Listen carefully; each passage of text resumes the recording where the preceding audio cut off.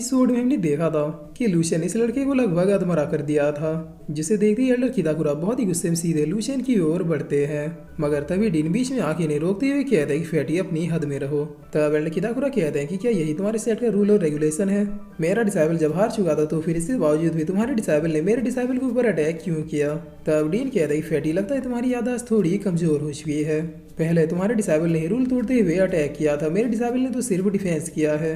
जिस पर एल्डर किताकुरा कहता है कि वो तो ये एक डिफेंस था, लेकिन मैंने कभी ऐसे डिफेंस के बारे में सुना ही नहीं है जिससे अपोनेंट एकदम अधमरा हो जाए। जिस पर डीन एवोल्यूशन की ओर देखते हुए कहता है कि अगर तुम्हारे सेक्टर डिसाइबल वीक है तो इसमें मेरी क्या गलती है? तब एल्डर किताकुरा कहता है कि वो तो अब तुम मुझे ऐसे नीचा दिखाओगे, मान गया तुम्हें और तुम्हारे सेक्ट को। और फिर एल्डर किताकुरा अपना हाथ छुड़ाते हुए कहता है कि ताकि मैंने देख लिया कि तुम अपने गेस्ट को कैसे ट्रीट करते हो। जिस पर डीन कहता है कि इसमें देखने वाली कौन सी बात है, मेरे सेट का रूल एकदम क्लियर है, अगर इज्जत दोगे तो इज्जत मिलेगा। तब एल्डर किताकुरा कहता है कि ताकि मुझे ऑफेंड करना तुम्हें भारी पड़ सकता है, भूलो मत मेरा सेट तुम्हारे सेट से कई गुना बेस्ट है। जिस पर डीन कहता है कि भारी या हल्का क्या होता है, जो फ्यूचर में होगा उसे हम देख लेंगे। और जहाँ तक रही तुम्हारे सेट की बात, तो मेरे टॉप 30 डिसाइबल ने तुम्हारे सेट के बेस्ट ऑफ बेस्ट डिसाइबल्स को डिफीट कर दिया, तो अब तुम ये कैसे कह सकते हो कि तुम्हारा सेट मेरे सेट से बेस्ट है? जिससे सुन के एल्डर किताकुरा गुस्सा होने के अलावा और कुछ कर भी नहीं पा रहे थे, इसीलिए ये अब चुपचाप अपने डिसाइबल्स को लेके यहाँ से निकल जाते हैं। तब गार्डियन सेक्टर डिसाइबल अब आपस में बातें करते हुए कहते हैं कि मानना पड़ेगा इन सब मामलों में हमारे डीन एकदम सेवेज और सटीक रिप्लाई देते हैं। जिस पर ये दूसरा डिसाइबल कहता है कि हाँ वो मोटा तो यहाँ से जान लेके भागा है। और अब सीन चेंज होता है और हमें कुछ देर के बाद फॉरेस्ट सीन दिखाया जाता है जहाँ पर डीन और लूशियन अकेले में खड़े थे। जिस पर अब डीन कहता है कि आज तुमने जो किया मुझे वो काफी पसंद आया। तब लूशियन कहता है कि क्या आप मुझसे नाराज नहीं है? मेरी वजह से आप और उस एल्डर के बीच में दुश्मनी हो गई। जिस पर डीन अब बहुत ही सीरियस होते हुए कहता है कि लूशियन आज तुमने जो कुछ भी किया वो सब कुछ ठीक था, सिवाय तुम्हारे एक मिस्टेक के। तब लूशियन माफी मांगते हुए कहता है कि सॉरी डीन, मुझे पता है कि मैंने क्या मिस्टेक की है, मुझे उस ब्लड क्लैन के लड़के को जिंदा नहीं छोड़ना चाहिए था। जिस पर डीन कहता है कि बिल्कुल, अब चूंकि उस लड़के को पता चल चुका है कि रोली गार्डियन सेक्ट में है, इसका मतलब ये बात पूरे ब्लड गॉड क्लैन में फैल जाएगी। खैर जब तक मैं यहाँ पे हूँ तब तक कोई प्रॉब्लम तो नहीं है, मगर वो फैटी अब इस हार के बाद चैन से नहीं बैठने वाला। तब लूशियन पूछता है कि आखिर वो लोग यहाँ पे आए क्यों थे? जिस पर डीन बता दे कि शायद ये न्यूज उन्हें भी मिल चुके थे कि चैंगफेयर ली तो कभी गार्डियन सेक्ट से बाहर है, और इसी फायदा उठा के वो कंपटीशन में बहाने हमारे सेक्ट से कुछ डील करना चाहता था। तब लूशियन पूछता है कि क्या दोनों सीनियर एब्सेंट है, इसका मतलब क्या उनकी स्पेशल ट्रेनिंग अभी तक खत्म नहीं हुई? जिस पर डीन कहते हैं कि नहीं, उनकी ट्रेनिंग तो कब की कंप्लीट हो चुकी है। दरअसल इस बार फैंग उस ड्रैगन बच्चे को खत्म करने के लिए लीतों को भी अपने साथ ले गया है।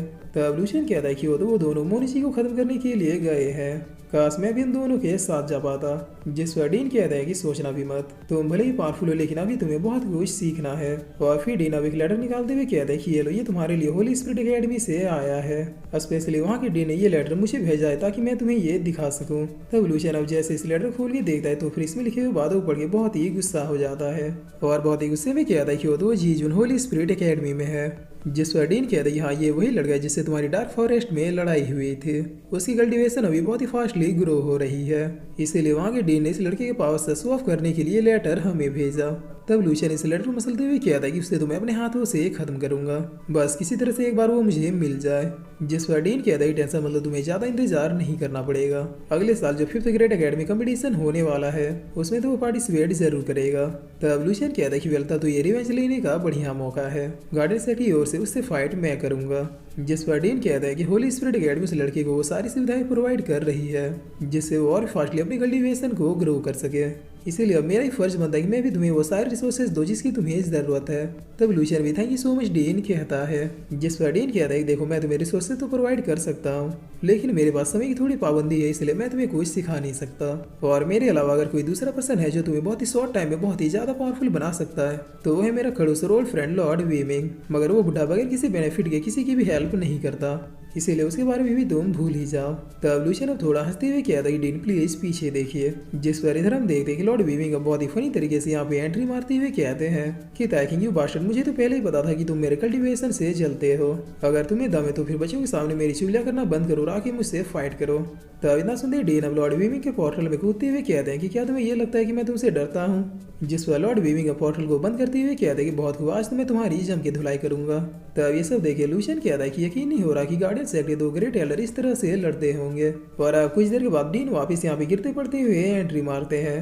तब ये देखकर लूशियन बहुत ही फनी सा रिएक्शन देते हुए कहता है कि क्या लॉर्ड वीमिंग ने इन्हें भी धो दिया।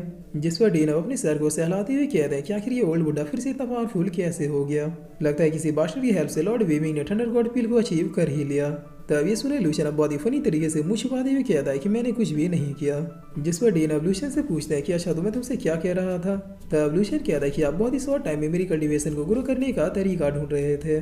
जिस पर डीन कहता है कि हाँ मुझे याद आया, अब तो मेरी नज़र में सिर्फ एक ही पर्सन बचा है जो फास्टली तुम्हारी कल्टीवेशन को ग्रो करने में तुम्हारी हेल्प कर सकता है। और इतना कहकर डीन लूशियन को एक टोकन देते हुए कहते हैं कि कल ही तुम गार्डन सेट के नॉर्थ ईस्ट की ओर जाना, जहाँ पे तुम्हें एक पैलेस मिलेगा जिसका नाम लिंगजन है। वहाँ पे कोई ऐसा पर्सन रहता है जो पावर के मामले में मेरे ही टक्कर का है। तब लूशियन कहता है thank you so much dean, आपने मेरे लिए इतना किया। जिस पर डीन भी अब बहुत ही एक्साइटेड होते हुए कहता है कि लूशियन दिन रात एक कर देना, क्योंकि जब ये ग्रेट कंपटीशन शुरू होगा तो मैं चाहूंगा कि तुम उस होली स्पिरिट एकेडमी के लौंडे को दौड़ा दौड़ा के पीटो। तब लूशियन भी फुल एनर्जेटिक होते हुए कहता है कि यस डीन, मैं उस लड़के का मार मार के सुअर बना दूंगा। जिसके बाद अब सीन चेंज होता है, हमें रात का सीन दिखाया जाता है जहाँ पर रोली अपने स्वॉर्ड की ओर देखते हुए फ्लैशबैक में चली जाती है। रोली के फ्लैशबैक में हम देखते हैं कि उनके ग्रैंडफादर रोली से कह रहे होते हैं कि बेटी अगर तुम उस लड़के लूशियन को ढूंढने के लिए गार्डन सेट में जाना चाहती हो तो फिर मैं तुम्हें मना नहीं करूंगा, मगर मेरी ये कंडीशन है कि तुम्हें अपनी आइडेंटिटी को हाइड करके रखना होगा, क्योंकि रोशन क्लैन के बाहर अगर तुम्हारी आइडेंटिटी रिवील हो गई तो फिर तुम्हें बताइए कि हमारे दुश्मन क्लैन के लोग क्या करेंगे। तुम रोशन क्लैन की आखिरी उम्मीद हो। अगर दुश्मन क्लैन के लोगों ने तुम्हें ढूंढ लिया तो फिर उसी दिन रोशन क्लैन तबाह हो जाएगा। इसीलिए चाहे तुम कहीं भी रहो लेकिन अपनी रिस्पॉन्सिबिलिटियों को मत भूलना। यहाँ लाखों लोगों की जिंदगी तुम्हारे ऊपर ही टिकी है। और फिर रोली के ग्रैंडफादर कहते हैं कि अगर किसी वजह से तुम्हारी आइडेंटिटी एक्सपोज हो जाए तो फिर बगैर कोई डिले किए सीधे क्लैन में वापस आ जाना। तब रोली भी यस ग्रैंडपा कहती है, जिस पर अब वैसे ही रोली इन सारी बातों को सोच ही रही होती है। लेकिन तभी यहाँ पे लूशियन आते हुए कहता है कि क्या हुआ तुम इतनी खामोश की बैठी हो। तब रोली कहती है कि अभी तक सारे क्लैन को पता चल गया होगा कि मैं यहाँ पे हूँ। जिस पर लूशियन कहता है कि वो तो तुम इस बात से परेशान हो, मैं प्रॉमिस करता हूँ कि मेरे होते हुए तुम्हें कोई टच भी नहीं कर सकता। तब रोली कहती है कि नहीं, तुम्हें अभी हमारे क्लैन की हिस्ट्री के बारे में पता नहीं है। हमारे क्लैन के अलावा 3 और भी ऐसे क्लैन हैं जिनमें गॉड लेवल के कल्टीवेटर एग्जिस्ट करते हैं। एग्जाम्पल के लिए तुम ब्लड गॉड क्लैन को ही ले लो, वो इतने पावरफुल क्लैन है कि बस मिनटों में ही सुप्रीम्स के बड़े बड़े गाँव को उजाड़ देते हैं। जिसे सुना लूशियन रोली को अब हक करते हुए कहता है कि I'm सॉरी रोली, मैं अभी बहुत ही ज्यादा वीक हूँ। तब रोली कहती है नहीं, ये तुम्हारी गलती नहीं है। जिस पर लूशियन पूछता है कि बताओ तुम आगे क्या करने वाली हो।